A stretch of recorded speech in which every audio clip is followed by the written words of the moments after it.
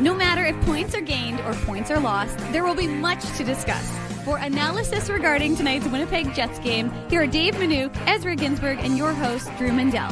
The Illegal Curve Postgame Show, presented by Play Now, the official sports betting partner of the Winnipeg Jets, starts now. Good evening, Winnipeg. Good evening, Manitoba. For all those joining us this evening on our YouTube channel and all of our social media platforms, we say good evening, universe, and welcome to the Illegal Curve post-game show. Along with Dave Manouk, I'm your host, Drew Mandel, here to discuss another Winnipeg Jets victory. What's that now, Dave? They're fifth in a row? That's right. I was one off 5 wins in a row. This time they head into Boston, a team that they had previously beat 8-1 on home ice. Tonight, they triple up the Bruins by a 6-2 margin in certainly what was one of the funnier third periods we're going to watch all season long. Hard to believe that, at 11 seconds into tonight's third period, this was a 2-all game, and then the Jets just took it over and utterly embarrassed the not so big, not so bad Boston Bruins on home ice. Yeah, the Jets demolished them or pulverized them back on December 10th through, and this was a closer affair, and this is a Bruins team that is can ill afford to lose any points because they've got, I think, about 4 or 5 teams within 4 or 5 points of them in the wild card spot, so they're not the fact positioned. That they're a wild card team tells you how absolute god awful the bottom of the Eastern Conference is. Well, their goal differential. Do you know what their goal differential is? I thought it was -10, but maybe it's more. Oh, it's way more than -10. It's -29. Ooh. The Bruins goal differential, and again, I guess you look at Washington last year and they made the playoffs with that terrible goal differential. Yeah, it happens. It happens, but the Bruins goal differential is -29 after tonight's game. So, I mean, that is one bad hockey team in Boston, and the Jets toyed with them a little bit and then eventually just decided, no, you've had enough fun. We're gonna step on your throats. Yeah, and look, the it begins in, we have to obviously start our conversation with the Parker Ford making his NHL debut, the kid from Rhode Island making, went to college at Providence, and we had talked about it, I think not last post-game show, but the one before when the Jets were heading out on the road, and I sort of said, like, look, to me, Parker Ford is a guy who's deserving of a recall. And then when we announced this morning, like when we took note of it yesterday, I should say, Drew, when the Moose were playing in Chicago, I noticed that Parker Ford was in the lineup. Thought that was a little bit weird. I made some inquiries, and then I didn't get much. So I was like, well, my spidey senses were tingling. And then sure enough, I said, I didn't notice anything that had happened to any of the players in the Jets game the previous night in Montreal. And then sure enough, someone pointed out to me on Twitter that Morgan Barron was listed on IR, and I checked the NHL media site. He was, in fact, on IR, and we now know that that was because of the Kirby Dach hit. Very bizarre that he's the one who laid the hit. Kirby Dach, flew in the air 1,000 feet, and yet Morgan Barron, and I'm not going to try and diagnose it, but the fact of the matter is, just for those who don't know, Morgan Barron is out week to week, which afforded Parker Ford this opportunity to get a chance to make his NHL debut in a city that is, of course, very connected to him because, like I said, he's from nearby Rhode Island. His girlfriend's family is from Boston, and he grew up as a Bruins fan. So for him to be able to make his NHL debut in the building alone, that would have been something. Jets nice enough to put him in the starting lineup, and then for him to score in his first NHL game, which, because, of course, we here in this media outlet of Illegal Curve cover the AHL, we knew that in addition to scoring in his first NHL game, Parker Ford also scored in his first AHL game right after signing out of Providence College as a college free agent. So he scored not only in his AHL debut as a pro, but in the NHL debut. So impressive performance for him, reminiscent of Nikita Chibrikov last year in game 82 against the Canucks. So that to me is like the story. Of course, Mark Scheifele and Kyle Connor performing. Nikolai Ehlers on the PK, Drew. I mean, there was a lot of stuff happening in this game, and it's funny because, like you said, the first and second periods were they were interesting periods, but they weren't particularly like noteworthy. And then all of a sudden you go into that third period, and it's like, boom, boom, boom, boom, boom, boom, boom, goals and things are happening. And yeah, I mean, what was there? I'm trying to think, what was it? 5 goals in that third period. So a lot to diagnose in just that final frame. Yeah, I guess it was 2-1 after 40 minutes. We'll get into all the goals in the Play Now game recap. So yeah, 5 goals in that third period. This was just the Winnipeg Jets. I mean, they decided that they didn't want to even bother with Boston in that third period. They may have been a little frustrated. They give up that shorthanded goal, a bit of just a slow start to that third period to begin for the Jets, obviously, as Boston ties it up so quickly. And then the Jets, just what they do. They just take over games when they want to take over games. And you saw that in the third period. And Boston is not a good hockey team. I mean, let's not sugarcoat anything. Boston is a team that is just, I mean, they have some good players. They have a good line. They have players plural. Yeah, okay, that's I'm not saying like 90% of their team. I'm saying that they've got some good pieces on that roster. Yeah, they have Pasternak, they have Marchand. Marchand still got 19 goals. Yeah, I mean, look, they got some, they got Charlie McAvoy big back in the lineup, but the depth of the team is just awful. I mean, and you saw it, and they just have no connection. I mean, they made the coaching change earlier, and then they got the dead cat bounce for a little while there, and it's back to sort of square one in Boston. So that's what the Jets have been doing all year against teams that have been worse than they are, teams that are just not as good as they are. And you saw it again tonight. I mean, you saw it. The Jets were in control of this game by and large. Yes. I mean, you can say that. I mean, I think with a fair degree of confidence is that the Jets were the better of the two teams. For the majority of this game, it so happened that they had that one brain cramp, which cost them the lead early in the third period. Mm-hmm. And then they just said, no, that's okay. You know what? We are so resilient. Nothing phases us. Yeah, that might have given you a little bit of a boost, but we're gonna, our special teams are so deadly, and we're just gonna bounce back immediately. And that's what they did. And then the rest of that third period was about as sort of comical as it gets. I mean, you hate to sort of pick on Mason Lowry, but I mean, I just don't know what you're doing in that instance. I mean, that's not an NHL caliber play. Nikolai Ehlers is never going to have an easier goal in his career than that one. And just all in all, it's just a thorough victory for the Winnipeg Jets. It's amazing the response that this team has had since last Monday. So what's that now? 10 days ago? When they went into Utah and they were whipped by the hockey club, and Scott Arniel said the comments that he said, and the response from the team since then, a team that's shorthanded without two regulars in their lineup, and Adam Lowry and Morgan Barron now, and just how they respond and how nothing phases them, and how they just say, okay, we're going to take things over. I mean, we saw it. You probably saw it yesterday on via moneypuck.com. The Jets have not the best gambling odds, but the best percentage based on Money Puck's calculations to win the Stanley Cup. Of all the teams, they have the highest percentage. No, it's not a high percentage by any stretch. It's 13.5% or something like that. And Carolina's got 13.1%. These numbers aren't exact. So it's not a huge margin, but the Winnipeg Jets are just, again, affirming to everybody, one and all, that they deserve to be in the same breath when you talk about Stanley Cup contenders and the Stanley Cup, the teams that really have a chance at winning the Stanley Cup. And the Jets, again, just showed it again tonight that resilience is a big part of being a Stanley Cup contender.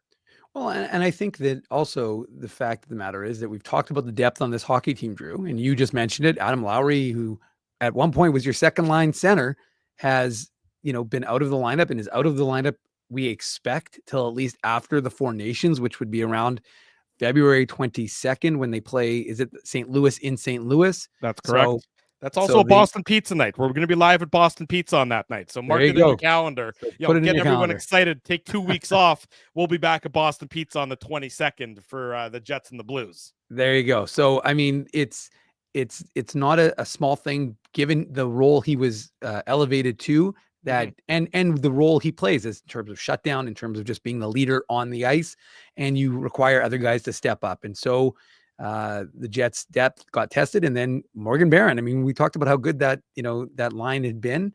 And then suddenly, the fourth line, and then of course he goes down. So what do? You bring Parker Ford up. And it's funny because like I was having to answer when we posted on Instagram, that on the Illegal Curve Instagram, which I hope everybody's following. People are like, well, why him and why not Brad Lambert?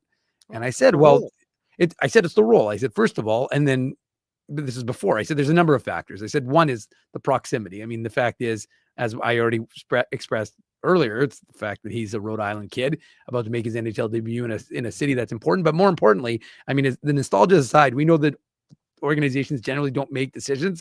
That wouldn't be the first criteria with which why the Jets did. But we heard from Scott O'Neill where he specifically said the type of game this could be. Because remember the kind of game it ended in that third period in Winnipeg with Zadorov fighting Lowry, with Frederick. Frederick one punching Gustafsson, with who did Stanley fight? What's his name? Kostelek, right?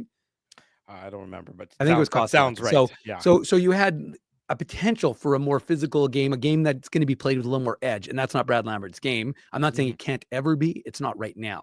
Right. Parker Ford, though, is a forward who plays with. He's like a Brandon Tanev type. And I don't say that because they both went to Providence College, but he just plays that game with he's a little bit of a cannonball.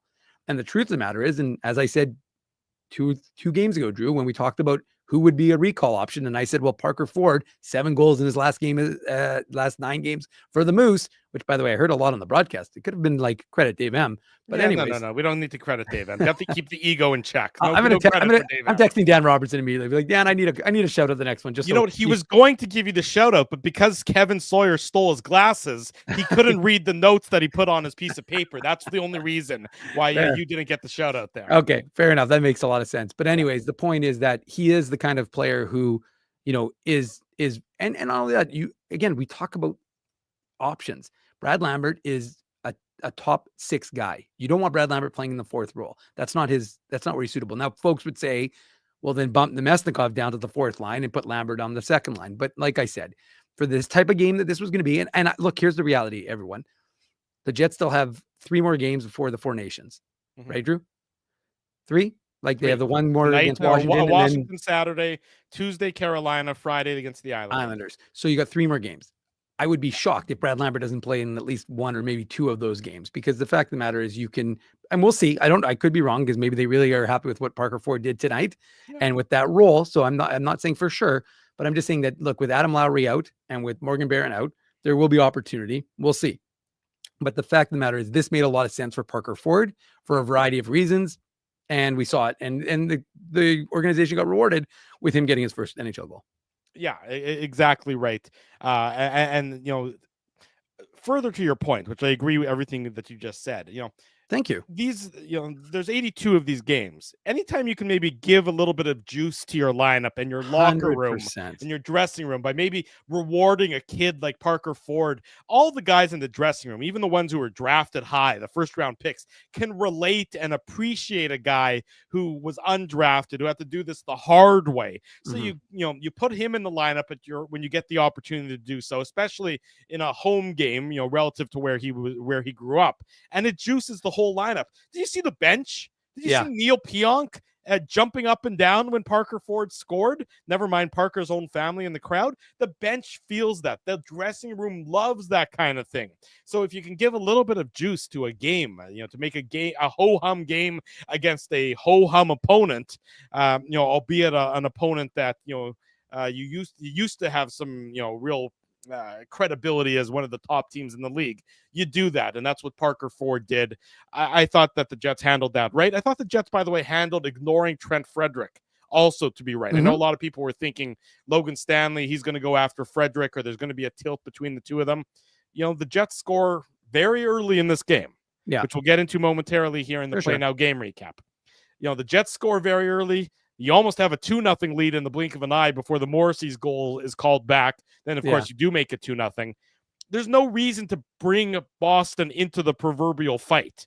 You're better than they are. There's no reason to help them find some momentum. So you leave him be, you forget about him like, a gnat over here not bothering you. And instead you point to the scoreboard when the game's all over and you say, in the 2 games that we played against you guys, we beat you 14-3. Sure, you're dirty and you one-punch David Gustafsson, but I promise you 14-3 is a far greater response than anything Logan Stanley would have done in a relatively likely to be harmless and not significant fight or not specific Stanley, anybody against Trent Frederick tonight. Beat him on the ice, beat him on the scoreboard, and that's a much better way to respond, in my opinion. Well, I mean, the game was 6 weeks ago. I mean, the fact of the matter is, if it was 6 days ago, I think we have probably a different result. But 6 weeks ago, yes, and I'm not saying that you're wrong. I'm just saying, like, I just think that was kind of that seemed to be the message when I was listening to Scott Arneal's media availability from today, was that it's like, we're not saying that we don't expect it, because Boston has that type of element in their game, but the fact of the matter is, it's not because of what happened in the 8-1 thrashing that the Jets lay down on Boston in Winnipeg. So I think this was, this was another one of those games where it was like, okay, listen, we got a mission and we got to be consistent. And we want, and again, like you said, Drew, there were some areas they're not going to be happy with. The inattention to detail in the third period, which we'll get into when we start the game recap. Mm-hmm. But I do agree with you in the sense that, and that's maybe another reason why that the Parker Ford debut in this sort of environment makes a lot, because this is just like game 53 on the schedule. It's a long season. That's and right. for this to be able to give the team, T. Conapoli wants to give Tyrell Bauer. Don't worry, T. Conapoli, who made a donation. So Drew, you got to put it up on the board. I'll put it on the screen. The rules are well clear. You give us money, we highlight your comment. We can be bought for as little as $1. Yes, still could have given Bauer a shift tonight. Of course, then the Bruins would have called up former Moose Jeffrey Viel, and they would have had quite the tilt. But I'm sure if anybody saw the Tyrell Bauer fight from last night in Chicago, which we'll talk about after the break, that fight was quite the tilt. And I'm sure T. Conapoli was all over that. But anyways, what I was going to say is that, to me, the idea that you can get Parker Ford into this game and what it means to him and his family, and by extension, then the team, as you said, Drew, they kind of absorb that energy. And I think it makes a game that is kind of not immaterial, because every game's important and nobody's going to say, oh, well, it doesn't really matter, but it just gives you a little extra juice in a game that really doesn't have a lot. And I think that there's a huge benefit to that. And we'll see if the Jets can, I know that Ottawa was beating Washington. They beat them. It's over. Oh, they did beat them. Okay. Yes, they beat Washington 5-4 in overtime. So in terms of strictly points in the NHL, the Jets are atop. Washington has 3 games in hand and are 2 points behind the Jets. So in terms of points, the Jets are atop. In terms of points percentage, it's still Washington, right? Which will make Saturday night all the more fun, of course. And I think I'll just finish on this one. I think it's important, and this is why we cover the Manitoba Moose, because remember, I mean, we've been talking about Parker Ford now for a while, right, Drew? And it's not like this is new to anybody in our audience, because if you follow us, then you know that what's going on with the Moose, and you know that he's been prolific. But I'm just saying, like, it's just funny because a lot of people forgot, right? Remember, as I mentioned 2 games ago, Parker Ford was the guy everybody wanted as the 13th forward. Yeah. Goes down to the Moose. And he was consistent, right? Only guy who played 72 games last year. He was the only guy who played in, I think, maybe not the only one of the only guys who's played in every single game this year, until last night when he got pulled because he got the recall. So I'm just saying he's a guy who's a hard worker, and there's something, like I said, this will go a long way for Parker Ford. It's going to go a long way for the organization, and you don't want to make it too big, but I just think it is a huge springboard for him and the organization, because you have a guy now who's going to be even hungrier to keep this rolling. No question about it. I did misspeak. I apologize. The Caps have 2 games in hand on the Jets and are a point behind. The NHL.com hadn't updated with their overtime defeat. So there you go. The Jets 75 they lost in points. Overtime today. They lost in overtime to Ottawa. Yeah. So the Jets have 75 points. The Caps have 74 points, and they have 2 games in hand on the Jets. Okay, because I was going to say that means, but that means they fought back, because they were down 3-1 at one point, I think. So. Oh, then they came back and forced overtime before they lost in OT. Let's get into the goal by goal recap. We do this on each and every edition of the Illegal Curve post-game show. The Play Now game recap.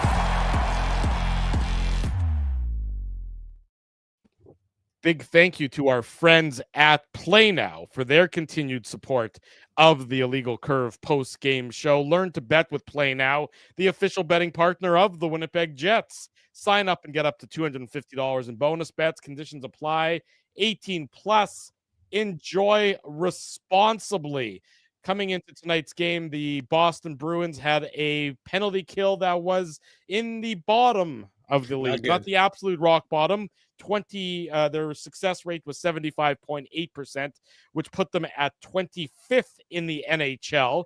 So taking a penalty early in the game against the dynamic Winnipeg Jets power play, namely when that penalty is taken by their captain, Brad Marchand, that is a bad idea. And the Jets capitalize 2:55 into the game. Vlad Nemesnikov, he was on the schneid a little bit. He needed to get a little bit of a goal going. It had been, I think, something like 14 games since he had last scored, if I recall correctly. Well, he scored 2:55 into the game, his 10th of the year. He's into double digits like so many of the Jets players are.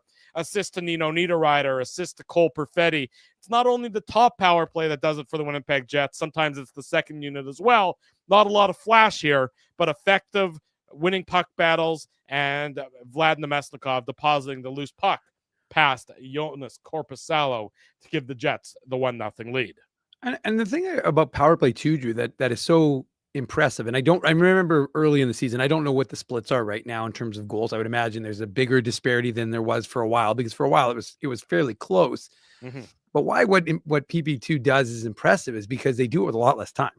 And you got to give. Well, I mean, I know it's Captain Obvious, but it's true, right? And so sometimes, saying, of course, like Captain Obvious. I was just saying, yes, I agree with you.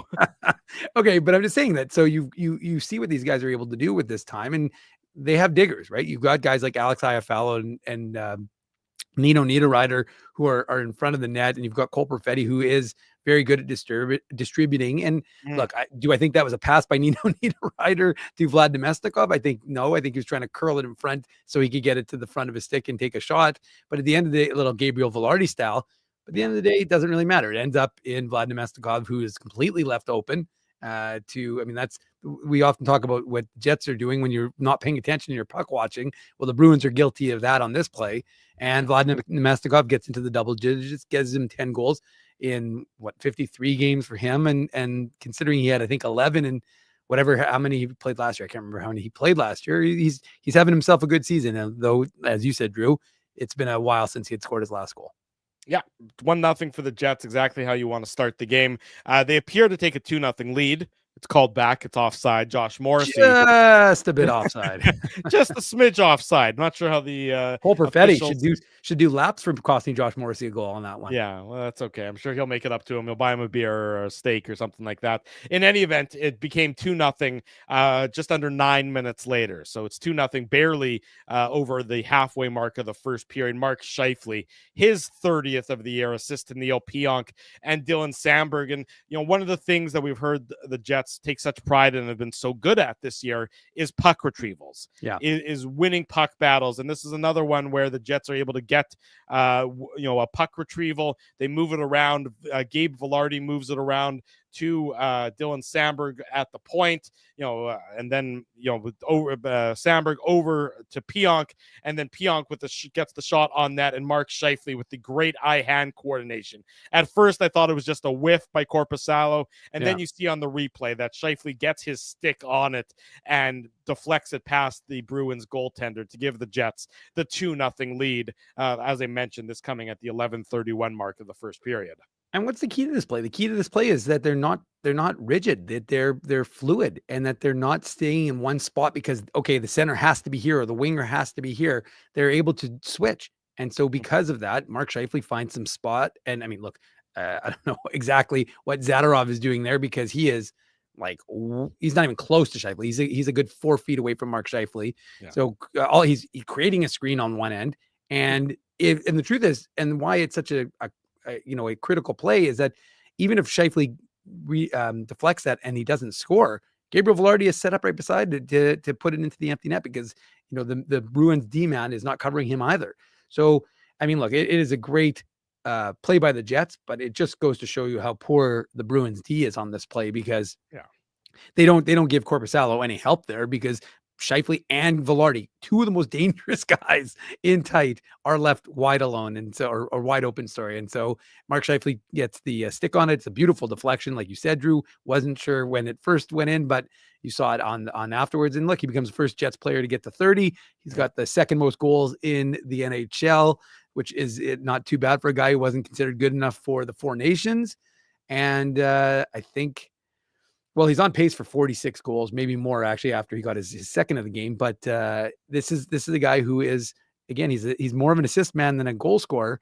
And but that is, I think, the for time in his career that he's got 30. And like we've said, he's on pace for one goal away from the franchise record. Well, the franchise record is held by Dale Hawerchuk, is it not? The Thrashers Jets franchise record. You know what I mean? Don't go all Remus on. I know. I was doing that intentional. Although I will say, to that end, Mark Scheifele was playing in game 8. Here's some minutia for the folks. Mark Scheifele is playing in game 850 tonight, which puts him 25 off passing Blake Wheeler for the most games in a Winnipeg Jets 2.0 jersey. So, of course, he'll eclipse that this year.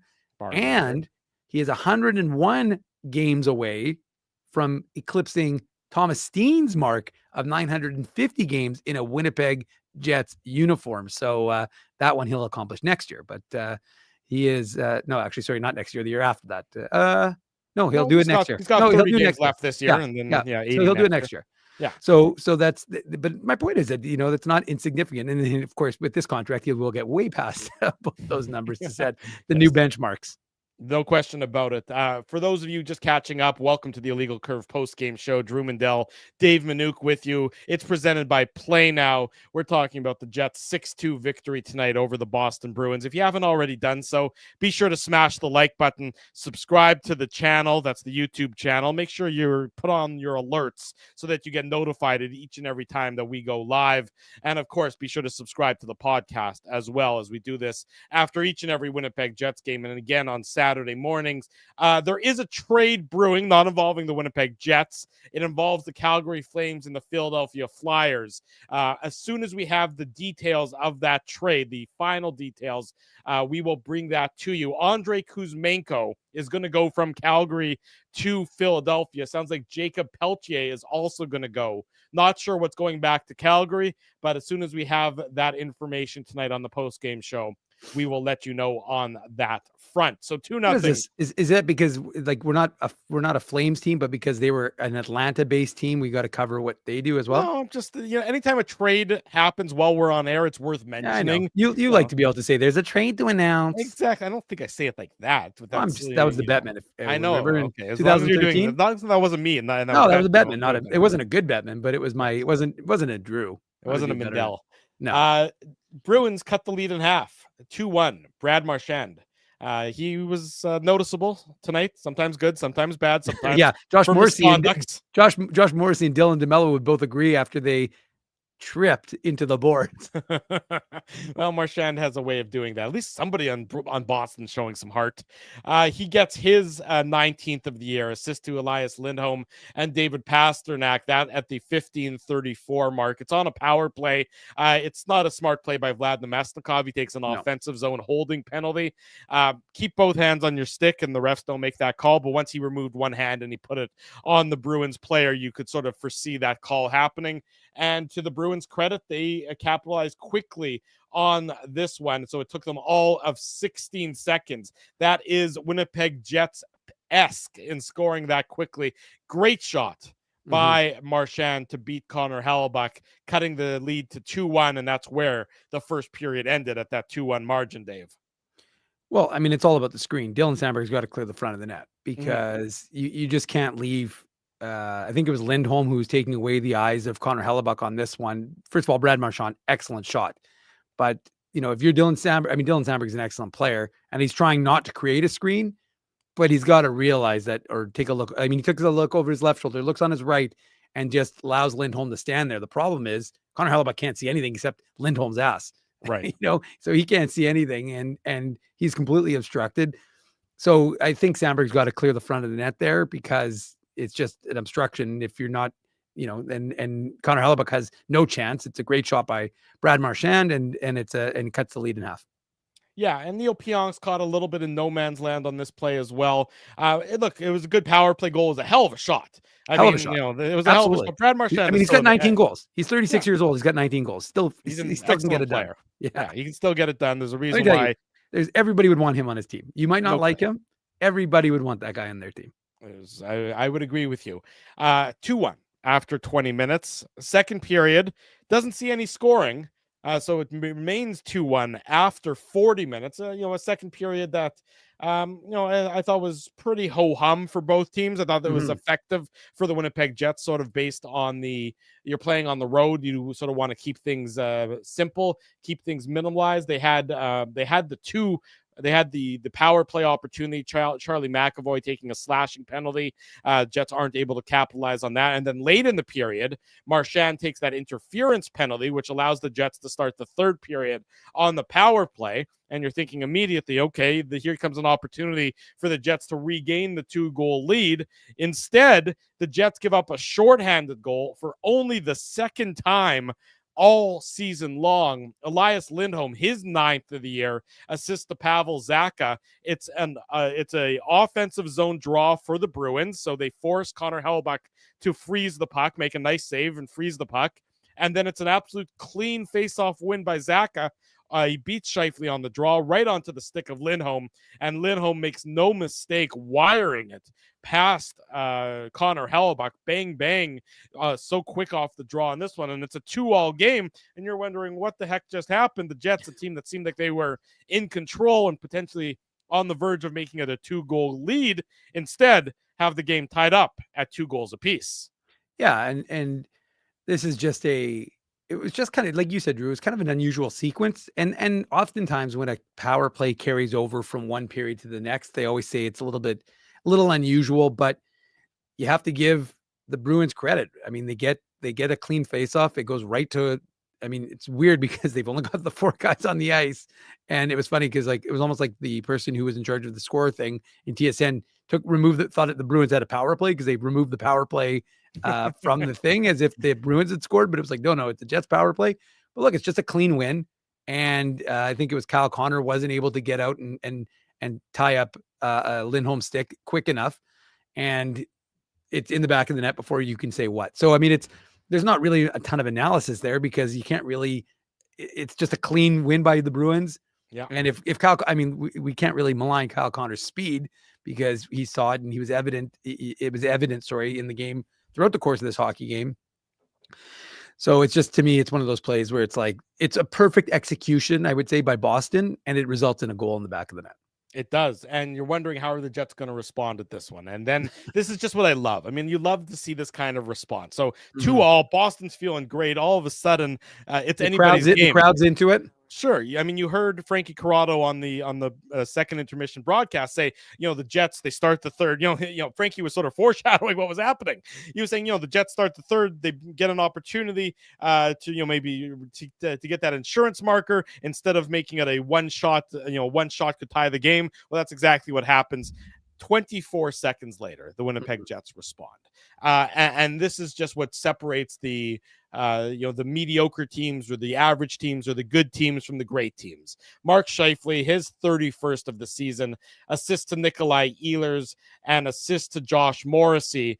It's a power play goal, of course, because the Jets were still on that power play. It starts from behind their own net. Morrissey out to Scheifele. Scheifele skates it out. It's a clean zone entry. Not only is it a clean zone entry, but I just don't understand what the Boston Bruins players are doing here. This is both John Beecher and Brandon Carlo. Both of them go over to Nikolai Ehlers. Ehlers is along the boards. I mean, the Jets are in a position to just set up the power play, which is what they're supposed to do. They get the zone entry 5-on-4. You're supposed to be able to set up the power play. Instead, both Beecher and Carlo go to Ehlers. And Ehlers with it's a nice pass, but it's a pretty simple read and a pretty simple pass to Mark Scheifele, who just walks in. I mean, this is beyond just a simple breakdown from the Boston Bruins. This is just horrendous defense. There's just no way to sugarcoat this and anything else. It's nice pass by Ehlers. It's a great shot by Scheifele. to roof it on Korpisalo. But what in good gracious are the Boston Bruins doing with the read on this play? Just horrendous, and the Jets take advantage, and all the good feelings that the Bruins had in tying the game are quickly flushed down the toilet. Well, you remember the Jets are still the number one power play in the NHL for a reason. Well, and it's not even it's a power play goal, but it's not about the power play setup here. It's no. the Well, Bruins breakdown more than anything. Sure, but it's also the way the Jets play. It's with speed, right? So Mark Scheifele comes in, Nikolai Ehlers reacts quickly, gets it on his stick and off of his stick back to Scheifele. And you're absolutely right. I mean, the two Bruins going over to Nikolai Ehlers, who's really not in a position of threat at that point, right? And doesn't require a 2-on-1 unless the Bruins, like, again, we don't know what the Bruins power penalty kill structure calls for. Maybe that's where they doesn't call for that. Well, I would agree, especially not when when you allow the one guy to pass the puck, which means you've got two. And Zadorov looked over and saw that Scheifele was in a very dangerous, going right down Main Street. And he had shoulder checked originally because, of course, Scheifele's not even his guy. But then when he realized, oh boy, that is there's nobody there, he's trying to get over. And at that point, it's too little too late. And Mark Scheifele scores a beauty. So, that gives him 31 on the season. And it's just, yeah, you're right. It's it kind of sums up. And again, I'm not going to pretend to know the Bruins because I've watched them twice this season. So I don't really have any tremendous insight into this team. Mm-hmm. But to me, this would sum up a team that is a wild card team at best because they fail to use what they could have to build some momentum by allowing the Jets that soft ice. And their defensive coverage all game long was just awful. Sure. And actually, it's funny because someone said in the chat that they didn't think Korpisalo was particularly good. I actually thought he was okay in the second, and he actually kept his team in it because the Jets had some chances. Made that nice pad save, right?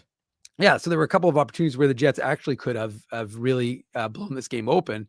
But at the end of the day, I mean, again, this Bruins team defensively is just not a very structured team, at least from what we saw tonight and what we saw, obviously, in the 8-1 win.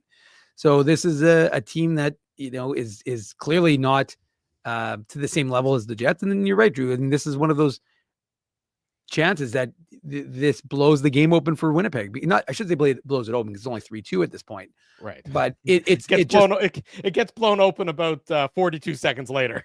No, yeah, but it's not that. It's just that it's the idea that you're not able to use what you just did. I mean, we talk about, the Jets assistant coaches often talk about what a power play can do, which we'll talk about, as you said, in 42 seconds, Drew.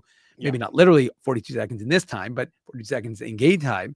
Yeah. And build on it. And they score a shorthanded goal. That should be huge. 2-2. Yeah, I mean, think about it. The start of the third period, you score a goal to tie the game. The home crowd is into it. You need these points. You are desperately in need. The Jets don't need these points.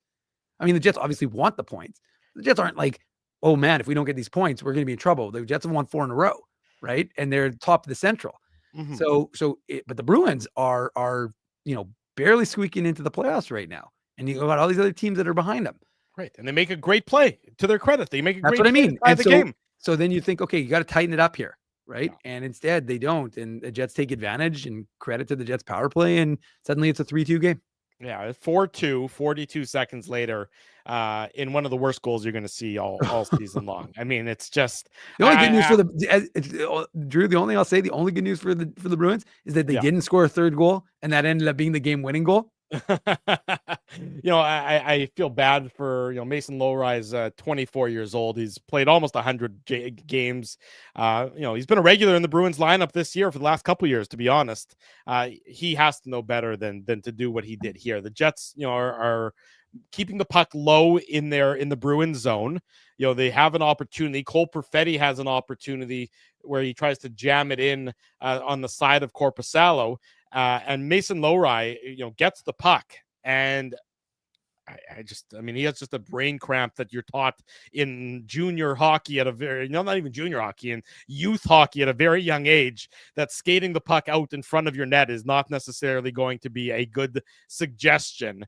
I know you see it more often where breakouts come in front of the net, but this time Lowry just skates it out right in front of the net, and Nikolai Ehlers is just like, okay, I'm just going to poke my stick on your stick and see what happens. And he just sort of pokes it off of Lowry's stick, behind Korpisalo, who probably hasn't even realized that the puck is in front of him. It was just such a it's such a high risk play with minimal reward at best for the Boston Bruins, which just speaks to their, woeful D zone coverage and their woeful play in their own defensive zone. It's an unassisted goal for Ehlers. It's his 16th.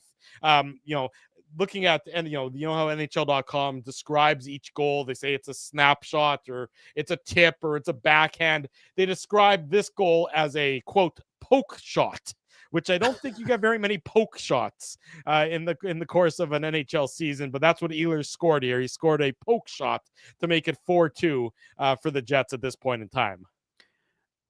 I don't even know what to say. I mean, it's hard to. I mean, you feel bad for the kid. I mean, it's ironic. He and Parker Ford are the same age. He's played over 100 games. Parker Ford's playing in his first game. Yeah. But at the same time, I mean, it's a tough. Especially the reason why it's such a tough play for him to do. And we've seen the Jets make this play, and you get burnt by it, right? I mean, if it's Josh Morrissey, you're okay with it happening, with a guy doing that, making that, taking that lane, if you will. Right. But, the Jets had just had good pressure. The Nemestikov line, the Perfetti and Ehlers, who I thought were good tonight. They had a number of chances tonight, and I thought all the lines actually had chances, of course, because the Jets were rolling for a lot of this game. But yeah, I mean, I don't know how much more I can add in terms of analysis, Drew, because it's really just I think the bigger picture to me isn't so much the Ehlers goal, because of course that's more of a fluke. But it's just the idea that the Perfetti, Nemestikov, and Ehlers were creating pressure in the zone. Yeah. And the fact of the matter is that, the Jets did what the Bruins couldn't do. The Jets tried to build immediately. You score that goal and you're like, you could sit back a little bit and you could be like, okay, we're regaining the momentum. Let's just kind of get into the flow a little bit. But instead the Jets pushed, and the second line, which again is a line that we have been talking about for a long time, needs to score more goals. They push into the zone, and we're seeing more and more now guys in front of the net, and that's one thing we've talked about. Too many guys weren't even close to the blue paint. Mm-hmm. Now we're seeing more guys in and around the blue paint, and what a surprise! You're getting goals, right? So Nikolai Ehlers, who's got a laser beam of a shot. Well, I mean, like I said, I don't know that his poke shot is great too. Apparently, his poke shot is great. Yeah. I mean, that might be the title of tonight. Well, the title will probably be something about Parker Ford, but the poke shot could in theory, actually, I don't think it'll be the Seagram shot of the game because you didn't give it to it yet, obviously. Well, I know why you're not going to, but I'm saying that if it wasn't Parker Ford's NHL debut and first NHL goal, I suspect the poke shot as a bit of a fun thing would be the Seagram shot of the game. It might have been, I'm not sure, but 4-2 at that point in time for the Winnipeg Jets. I just got to say briefly on Cole Perfetti. I know he doesn't get an assist on this one, but he got an assist on the opening goal, the power play goal. I think he's been playing some of his best hockey the last couple, really ever since the hat trick game. Yeah. He's been so noticeable on the forecheck, and sometimes that's where I sort of thought that had been previously maybe disappearing a little bit. Okay. That, if he wasn't scoring, you really didn't notice him out there. And there were too many games where he didn't score and you didn't notice him. I've noticed him multiple times, on the forecheck, just, getting his body into the play a little bit more, and with him at times there's peaks and valleys, but if he keeps this up, if this is the new normal for Perfetti, then this is what the Jets need. Now, it's a long ways away to be able to say that this is the new normal, and not every game is going to be great, of course, because that's just human nature. It's not great for any of us every single game. But lately, he's been, really, especially since that hat-trick game, he's been playing with a newfound confidence and a newfound purpose out there, even when he's not necessarily on the scoreboard. You notice him, and he's got a purpose to his actions, which I think is huge for him in his development. 4-2 at this point for the Jets, just as quickly as the Bruins had made it 2-all. It takes the Jets all of 66 seconds to make it 4-2. Then it becomes 5-2. Parker Ford, what a reaction, what a celebration, what a night for the youngin'. He gets his first of his career in his first career game, and you know very well that it is our Seagram shot of the game. The Seagram shot of the game. I'm certain that his family and his friends that were all in attendance, and Parker himself will probably tip something back after the game in celebration. Well deserved. They say act like you've been there before, not when you haven't scored in the NHL, not when you celebrate like you've never had the opportunity to do it before. You only get one first-time goal in the NHL. Parker Ford got it. You knew it wasn't going to be a flashy one. You knew it wasn't going to be something where he goes end to end. He gets the assist to Alex Iafallo and Logan Stanley get the assist. Logan Stanley sort of starts off with a good net drive. Iafallo does what he does with trying to pick up some garbage, and then Parker Ford is able to deposit it past Korpisalo. You could hear the excitement in Dan Robertson's voice, in Kevin Sawyer's voice. You saw the excitement in Parker Ford. You saw the excitement on the Winnipeg Jets bench. And of course, you saw the excitement for Parker Ford's friends and family in the audience. Even the most bitter, jaded sort, including yours truly in that, had to get a smile on their face when you see something like that happen. And that was terrific for Parker Ford. You sort of saw it last year too. Remember, Nikita Chibrikov got his first career goal in his first career NHL game. Yep. So the Jets have been doing something a lot of fun like that as of late. Great for Parker Ford to get that goal. Yeah, there's no question about it. And you saw he had said earlier in the day during his first media availability this morning, when he was asked, he said, look, his parents were in the crowd, his girlfriend, his whole girlfriend's family from Boston, his sister, her boyfriend, his girlfriend.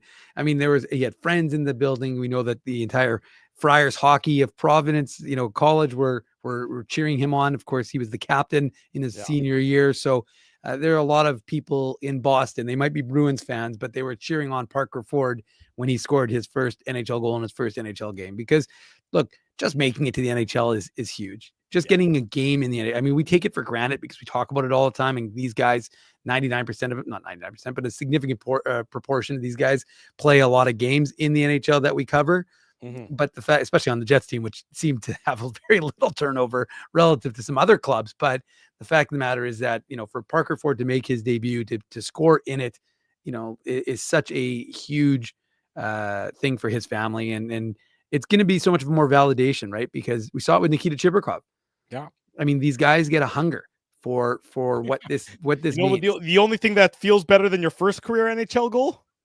Your second career NHL goal. Yeah, of course. Well, and again, like I said, while I anticipate Brad Lambert will play, I don't think he's going to play in Washington. I think they'll keep the lineup. Why wouldn't you keep the same lineup? I mean, I could be wrong, but I would think that they'll keep Parker Ford in the lineup. They probably, and we haven't seen the coach's comments. I'm sure you'll play them after the break, Drew, or maybe not play them, but I think you'll read some of the comments, or we can do it now. But the point is that you're going to have to like what you saw, because this is the kind of player we've seen in the AHL, right? And for 35 games with the Moose, while the Moose can't score, he has 11 goals total, but 7 of those goals have come in the last 9 games. And it's all honest with him. It's not beautiful shots from 30 feet out. They're almost all within 5 feet of the net. I'm not saying he hasn't a good shot. He has some deflection goals too. Actually, he scored with, I think, 0.1 second left in overtime to give the Moose a winner. Or actually, no, that was Anhorn, but he took the shot. Parker Ford took the shot. But he's got some goals that are the ones that when I talk about in the blue paint, which is exactly where he is for his goal, right? He's standing in the right spot. The puck comes out to him. He's got decent hands. And like I posted on my IC Dave account, because I did the side-by-side, I've got his first NHL goal in his first NHL game, his first AHL goal in his first AHL game. Yeah. His first AHL goal was a home game for the Moose, but he was just coming down the wing. The puck bounces up to him. I don't remember who took, I think it was actually on Sofielby, maybe, who took the shot, and Parker Ford just kind of one times it into the back of the net, and but knocks it out of the air, I should say, and into the back of the net. So he's got good hand-eye, and he gets the goal. And again, like I said, he's a fun little player. It's a good little story. It's going to give the team a lot of momentum. It's going to have a lot of energy. And I know that they say, let's leave these ones behind, but this will be one that they'll probably drag into tomorrow and on to, well, they'll be practicing in Alexandria, Virginia tomorrow as they get ready for the Washington Capitals, but they'll be bringing it to Alexandria so they can enjoy this one for Parker Ford. No question about it. Great to see him get that goal. Nice for everybody involved. Jets get one more in the third period. So if you're counting at home, that's 4 third period goals for the Winnipeg Jets. It's an empty netter, Kyle Connor, his 30th. Vlad Nemesnikov getting the assist on this one. It's funny. The Bruins, I think it was probably they were trying to stage a 3-goal comeback with about 4.5 minutes to play is when they pulled Korpisalo. And I guess it's actually a shorthanded goal because Appleton's in the box on this one. It's funny that it took all of almost 4 minutes of empty net action before the Jets were finally able to get one into the empty net. Connor, his 30th. Nemesnikov, the assist. 6-2, the Winnipeg Jets victorious over the Boston Bruins. 14-3, the Jets win the season series over the Boston Bruins. That's the 2-goal aggregate total. So certainly a one-sided performance by the Winnipeg Jets against the Bruins, and they held them under 30 shots. I was just going to say, so what is that? Is that the 14th straight game now they've done that, Drew? Or 13th? Maybe I thought it might have been. No, I think I misspoke 2 or 3 games ago because I thought when I read the Jets game notes, which I'm going to check right now while we're having this. I don't have them yet. Tisk Jets PR staff, but when I do have the game notes, I will be able to tell the folks. So maybe when we come back from commercial break, but it's either I can look at the last game, I guess, and just add one. Not math isn't that hard, but we'll see if I can figure that out before the end of this show. But yeah, I mean, look, it's just another one of those things where the Jets are doing their best. What did the high danger chances finish at in this game? Sorry to put you on the spot there, Drew, but I'm assuming you got natural stat trick around. I do have natural stat trick. Highest danger chances were 9-4 in the Jets' favor. 2-1. That's at 5-on-5, of course. Yeah, so of course. 2-1 in the first period, 3-all in the second, and then 4-0 in the third. The Bruins at 5-on-5 had 0 high danger chances in the third period, which tells you the Jets decided to stop toying with them and drop the hammer on them pretty significantly to take tonight's victory. And look, at the end of the day, this is a Bruins team that was looking for a response. Remember, they got pummeled by Buffalo 7-2 on Tuesday. Right. The Jets are feeling good about themselves. They beat Montreal. They've started off the road trip with, they'd won 4 in a row. And like I said, you don't ever go in and be like, okay, well, we lost, but you're feeling good enough about your game that a one loss wouldn't kill you. Mm-hmm. But the Bruins needed to have some sort of response. They didn't. They showed no life in that third period, or the Jets didn't allow them to have a lot of life in that third period. So it could have been one, could have been the other. But ultimately, at the end of the day, another impressive win for the Winnipeg Jets, the 36th of the season. We are just, again, this is a season, Drew, you often say this, and I'm going to steal it from you. I always talk about just enjoy it. I know it while it lasts. And look, at the end of the day, we will have done 82 of these post-game shows. Yeah. And the only ones that are going to matter to we got 400 of you right now in the chat, and thousands who download and listen to the podcast after every single game. But I can tell you, we understand that what matters is the postseason. Yeah. We know that, you know that, and the team knows that. But you can only get to that postseason by playing the right way. And the Jets right now look like a team playing to be first in the Western Conference, which we've talked about how important that is. And so Jets fans, I'm sure, are enjoying. Well, I can see it in the chat. They're enjoying it. It's easier when there's 3 of us, as he's not here tonight, but usually I can pay a little more attention to the chat. I'm trying to pay attention to the chat, so don't think I'm ignoring you. But I'm just saying, I think that it sounds like folks are. Chris Merrill's saying this is fun times. We've got to enjoy it. So I think folks are enjoying themselves. And you know how you can enjoy yourself the best, in addition to listening to Drew and I talk after a Jets game? Can I guess? You can guess. Smashing the like button? That's a good answer there, Drew. Yes, got it. Alrighty, so you do that, which is smash the like button. I'm going to smash the commercial button, and then when we come back, we'll give you some more post-game comments about the Jets' victory over the Boston Bruins. Thursday night, Drew Mandel, Dave Minuk, Jets victorious 6-2 over Boston. It's the Play Now Illegal Curve post-game show. Don't go anywhere. We want to thank you for not betting with Play Now and choosing our illegal gambling sites instead. Because we couldn't afford things like this without your money. So much of your money. Now you might have questions like, do our profits benefit your community? No. Or bet with Play Now, Manitoba's local legal and secure gambling site. Dining, entertainment, parking, and convenience, all in one spot. City Place is located in the heart of downtown Winnipeg, attached to the Canada Life Centre. Whether you're working, living, or out for a night in the downtown, make City Place your go-to destination before or after the fun finds you. Lunchtime, game time, anytime. Visit City Place at 333 St. Mary Avenue, next to Canada Life Centre. Holt Dental, the new official dentist of Illegal Curve, has a philosophy rooted in two unyielding principles: genuinely caring about patients and providing outstanding service. Being a patient of Holt Dental means more than just checkups and treatments. It's taking the time to listen and talk to each patient so they can achieve the best long-term health, functionality, and aesthetics for their teeth, mouth, and gums. Conveniently located at Grant Park Festival on Taylor Avenue, Holt Dental is dentistry of the highest quality in a comfortable and relaxed environment. For more information, visit holtdental.ca. Oh, and there's plenty of free parking at the front door, too. Celebrating its 40th year as Winnipeg's home for stand-up comedy, Rumors Restaurant and Comedy Club has recently been named Canada's top comedy club and a top 5 comedy club in North America.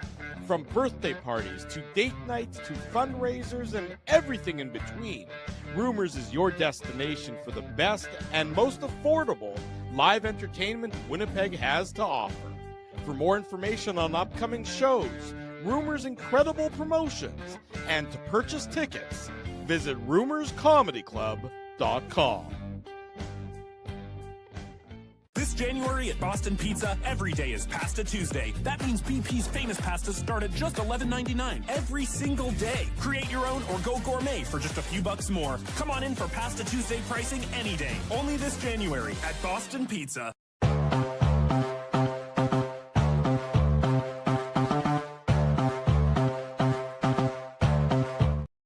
10 minutes before the top of the hour. Welcome back to the Illegal Curve post-game show. Drew Mandel, Dave Minuk with you, talking about the Jets' victory over the Boston Bruins. Sounds like both Joel Farabee and Morgan Frost are going to Calgary as part of the deal. As I mentioned, Andrei Kuzmenko is going to go to Philadelphia. Still being worked on the exact details of the trade, but there you have it. So the Flames and the Flyers are making some moves to change up some of the I'll describe them as maybe depth players on their roster, although I like it more from the Calgary perspective than the Philadelphia perspective, at least to start. And, time will tell on how that works out, but at least, Farabee and Frost are more interesting to me than Kuzmenko and Peltier. But again, this isn't Flames lunch. This isn't Philly diner, or whatever you want to call it. It's just things like this sometimes are interesting when they happen in the middle of a post-game show is all, Dave. Fair enough. No, I mean, look, when people are interested, we cover the Jets, we cover the Moose, we cover hockey in Manitoba, but the fact of the matter is that, we also like to cover other things here, and these are things that pertain to the Winnipeg Jets. Although, do they play? I don't. They still have to play Philly in Philly. Yeah, 2 games. They have to play them in Winnipeg too. It's the last Saturday night. It's March 1st, I believe. It's the last Saturday night home game of the regular season. Is Philly in Winnipeg? Or April 1st. March 1st, I think. Oh, you're saying that's the last Saturday night game in Winnipeg? That is the last Saturday night home game in Winnipeg this year. Is March. It's very random that you know that. They've been advertising it on the boards. It's the only reason I know it. The television advertising has worked. I am right. March 1st. See, the advertising works. Congratulations, Jets marketing crew. I noticed that the last Saturday night home game. I also think I got an email about telling me to buy tickets for that today as well. No, I'm not buying tickets, but Saturday, March 1st, the Jets and the Flyers. And of course, the Jets and the Flyers will do battle in the city of brotherly love on Thursday, March the 6th. Which is also, I believe, a game that we're going to be at Boston Pizza for. So, Drew, look, it's funny. I've got random pieces of information in my brain. Drew's got random pieces of information in his brain. We all have random pieces of information in our brains. Well, it's a very random piece of information kind of show. So in that case, it works out very well. Boston Bruins head coach Joe Sacco said for 41 minutes, I thought we played okay. Fine. I would agree with that for 41 minutes. Unfortunately, it's a 60-minute game. The cliche 60 minutes though, right? Yeah, 60 minutes is the cliche. Jonas Corposalo says, quote, I got to be better. All of us do. Good insight there. That's why we like to talk to players. And then Brad Marchand says, quote, it seems like every mistake we make It's costing us. Yes, I would also agree. So those are three very fine, pedantic quotes coming from the Bruins dressing room. If you want tonight, the very, very not a lot of insight there, but the Bruins, of course, a frustrated team.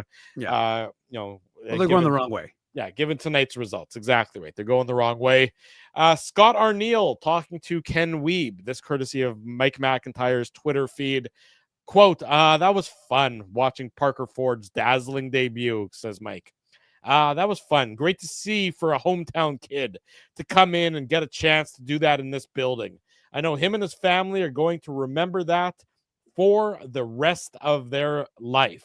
Parker Ford talking to Ken Wiebe on scene in Boston. Quote, I blacked out a little bit upon scoring his first NHL goal in his first NHL game, a la Will Ferrell in Old School, giving the answer during the debate. If you remember that classic scene, one of my favorite movies, Old School. Come on. So there you go. It's all good news, all exciting things for the Winnipeg Jets in their post-game comments to Ken Wiebe as the member of the assembled media traveling on this road trip for the Winnipeg Free Press and covering it for providing some quotes for us here for the Winnipeg Jets. Yeah, and no surprise. I mean, it's you can. Like I said, I would imagine there's a lot of smiles, a lot of happiness, and the Ford family will be able to, remember this one. They remember it anyways, win or lose. They would have remembered, their son making his NHL debut. And, this is, I think, one of the quotes that Parker had earlier in the day, I just thought was telling just in terms of, hold on, let's see if I can quickly pull it up here, Drew. I don't have a second screen. I don't have a fancy second screen like you do. Yeah, you know what? We can pool our money together and see if you can get a second screen. It's all good. Don't need it. Got a phone. But he just basically said, they all believed in me from day one. It made me believe in myself. And, when a kid is drafted doesn't mean anything. I try even though I tend to get guilty of when I'm talking about players, I mention their draft status, but the truth is once you're drafted, sure, some guys might get a little bit more elevated than others, but at the end of the day, you have to work hard, and your draft spot or lack of draft spot isn't going to do you any good if you can't do anything. And the fact of the matter is that Parker Ford earned a recall to the Winnipeg Jets. I had thought, like I said 2 games ago, that I thought he had earned a recall before anyone else. But the fact of the matter is that I don't think it goes without. It should be mentioned, I think, that previously I'm not sure the Jets wouldn't have recalled Dominic Toninato, Jared Anderson-Dolan, Axel Jonsson-Fielby over Brad Lambert and over Parker Ford. So I don't think that should be lost on everyone, that the guys who are getting the recalls were Nikita Chibrikov, Brad Lambert, Dominic Toninato obviously got recalled as well, but and Parker Ford. So, and those are the guys who have been the drivers for the Moose. The vets have not been. I mean, they're getting goals, but they're not carrying the team like you expect the veteran players to do. So I just think it's a good way to show your farm team that you're not just calling up the veteran guys, you're calling up the guys who are deserving of a spot. You're going to get a call up. Yeah, true. But I'm just saying that there have been instances in the past where that has not always been the case. And I think that this to me shows that, the merit of what you're doing pays off. And so the hard work that Parker Ford put in to score 7 goals, and that's not all on Parker Ford. He didn't do it all by himself. His teammates helped. But the fact of the matter is the 7 goals in 9 games gets rewarded with a recall, and he gets his first NHL game and his first NHL goal in his home, in as close to a home city as Rhode Island is ever going to have for an NHL team. Sorry. I think expansion team number 44 is going to Rhode Island. Don't count yourself out. Fair enough. But anyways, I think it just again gives the Jets, another feather in their cap, if you will, for a young player who's now going to be even more galvanized after this game. You're absolutely right. Well said, Dave M. And that is a good way to end up tonight's post-game show. Unfortunately, I mean, T. Kona Bahali, who did make a donation, Drew. Do you have the clip? Well, I mean, I've got it on my phone. I don't think I've got it. I'll tell you what. Why don't you pull it up on the second screen? You got it on the second screen. I see. You got to give me a bit of a heads up for that. Why don't you save it for Saturday morning? Saturday morning, we'll play it on the Illegal Curve Hockey Show. See, now the problem is, Drew, you said this to me last time, and then I don't remember what it was specifically about. But I mean, look, everybody's calling for it, Drew. And while they're calling for it, I'll talk about the Moose. and you can pull it up. It's got What a am I lot of looking for? Where I am I mean, finding it? go on IC Dave, type it. Well, all I have to do is go to the Twitter account, go to IC Dave. Okay. There's Tyrell Bauer. Maybe hold on while you're doing that. I'll talk about it, then I'll find it here. Well, I'm going to talk about it, but I can't talk about it until I do this. I mean, this doesn't happen without that. Put on your antlers. It's time for the Minuk Moose Minute on the Illegal Curve Hockey Show. I'm a man of the people. I give the people what they want, and what the people want, of course, Drew, is some Moose insight. Well, the Moose. Oh, here we go. So the Moose, for the record, were in Chicago. Now, they didn't have, of course, Parker Ford. They didn't have Brad Lambert, and they didn't have Nikita Chibrikov, who's done for the rest of the season with injury. Right. So that's three of their top four of their top four scoring guys are out of the lineup last night in Chicago, where they kicked the road trip off. They have a 3-gamer starting in Chicago. Then they go to Milwaukee, where they'll play tomorrow, and then they end in Chicago, where they'll play on Saturday. So Chicago is currently 18 points up on the Moose. And as I briefly mentioned in the last time we talked about the Moose, similar to last year, are in almost the exact same spot. Last place. The records are almost identical. At this point in the year, the Moose have turned things around. But would they be able to get it done? Now, this was in the first period, Drew. If you want to hit play, I mean, this is Tyrell Bauer and just unloading. Well, it was a good tilt. Tyrell Bauer against who's his opponent on the Wolves? Oh, that's what's his name. He's an ECHL guy. I can't remember his name. It's Yannick Turcotte. Sorry. And so Yannick Turcotte, who's up from the ECHL, I think he's only played 4 games in the AHL this year. But these two, ready? I'm ready. Okay. And this is all for T-Kona Pauly, for the record. During the warm-ups here, and the officials are going to actually. And now, I don't know what the officials did here. Away and trying to get to Turcotte. Now they're going to lock horns. Turcotte over top, getting away. Now Bauer starts to tee off.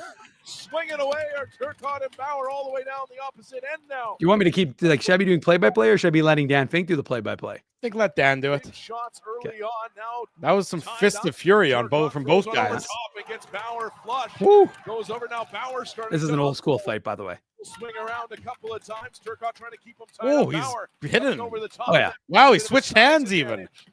Oh yeah, he can switch. He's ambi. Did you just refer to him as ambi for switching hands, like ambidextrous? Jersey pulling up. Good to know. Now Turcotte gets a couple away. Bauer tries to swing over. Saw them. Okay, there you go. But the crazy part about this was in Chicago, which I've never seen any other team do. They actually showed a replay of the fight, so it was rather entertaining by what was going on in Chicago. But that was probably the most entertaining part of the game. The Moose gave up 2 goals, so it was 2-0 for Chicago. It was a tight game. It was a 1-0 game for most of it. Then Nick Suzuki's brother scored to make it Ryan Suzuki, for the record, scored to make it. Who played for Carolina tonight? Did he? Yeah. Oh, sorry, this is not Hurricanes lunch, Drew. I have no idea, but but for the record, everyone who has success against the Moose is getting recalled, because Matt Murray got recalled by the Leafs after shutting out the Moose. Dominic Shine, I don't know if you saw that story, who signed his contract. 33 years old. 31 years old. First game after playing in the AHL and the ECHL for all his career for the Red Wings. That was a great story earlier this week. And he had 2 game-winning goals against the Moose this weekend in Winnipeg. So Dominic Shine, who played like 468 games in the AHL, he gets his first NHL taste. And then Ryan Suzuki, who scored against the Moose last night, now he's up in the and also 6 minutes and 12 seconds for the Hurricanes tonight. And for the Marlies, Jacob Quillian, who folks would remember was with Quinnipiac, he had the game-winning goal in the Frozen Four. He was a player who was rumored that the Jets had interest in, and he was supposedly going to come to Jets development camp and then potentially get a contract with the Moose. He ended up signing with the Marlies or with the Leafs, sorry. And so he ended up playing for the Leafs the other night. So lots of guys who are having success against the Moose are getting their chance in the NHL. But the Moose were down 2-0. Ben King, he scored, I want to say it was about 5 minutes to go in the game. So that was his 7th of the year. Actually, and it's funny because Tyrell Bauer, shout out to T-Kona Pauly, he got the assist. He took the shot that Ben King redirected. So all Tyrell Bauer needed was a goal. And suddenly it would have been a Gordie Howe hat trick, but it was not to be. The Wolves put it into the empty net to make it a 3-1 game. And that's how it ended. So the Moose, who had been undefeated at 4-0-1 in 2025 on the road. They lose their first in regulation, and they're going to regroup and try and get going again tomorrow in Milwaukee. There you go, Dave M. As only he can. The Minute Moose Minute. Excellent job, my friend. Excellent job. Thank you. We will next be in action Saturday morning, the Illegal Curve Hockey Show back here on our YouTube channel. So be sure to smash the like button, subscribe to the channel. We're all about the Jets and the Capitals. That's going to happen Saturday night. So that means Saturday morning, the IC Hockey Show, Saturday night, the IC Postgame Show. So your cue to smash the like button, subscribe, and tell your friends, tell your family. The best place to be after each and every Winnipeg Jets game. And again on Saturday mornings for the last 16 years. Oh, yeah. 16th anniversary coming up, Drew. Yeah, exactly. Is the Illegal Curve. What'd you get me for our anniversary? I got you nothing at all. But I hope you enjoy it very much. Being perfectly honest, As you'll get me a present. It's all good. I'll get you a present. I'll get you something. It's in the mail. Just any day now. It'll come your way. I'm gonna get you a second screen. That's what I'm gonna get you. I'm gonna get you a second screen for our anniversary. Love it. Big thanks to all of you for joining us in the chat. Great conversation. Great chat as always. You make the Illegal Curve Hockey Show, the Postgame Show, the website a possibility, and so do our sponsors, namely our friends at Rumors Restaurant and Comedy Club. Rumors this week has 7 shows, all 7 shows sold out. Congratulations to our friends at Rumors. Play Now, they're the title sponsor of the Illegal Curve broadcast. We're big thankful for them. Holt Dental, Boston Pizza, City Place, Seagram's. These are all great companies. They support us so that we can do what we do to bring it to you, and you do what you do to support us in return. It's all copacetic is what it is in that instance. Jets victorious 6-2. So, if you haven't already done so, be sure to keep it locked on illegalcurve.com for all your latest post-game audio, post-game commentary, articles, the morning papers tomorrow. Everything you need, everything to do with hockey in Manitoba is available on illegalcurve.com. We'll see you next time on Saturday morning for the Illegal Curve Hockey Show. Big thanks to Dave M., my colleague, my brother-in-arms, for joining me tonight. I'm your host, Drew Mindell. Until Saturday at 9 a.m., we wish you good night and good luck, and thanks for watching the Illegal Curve Post-Game Show.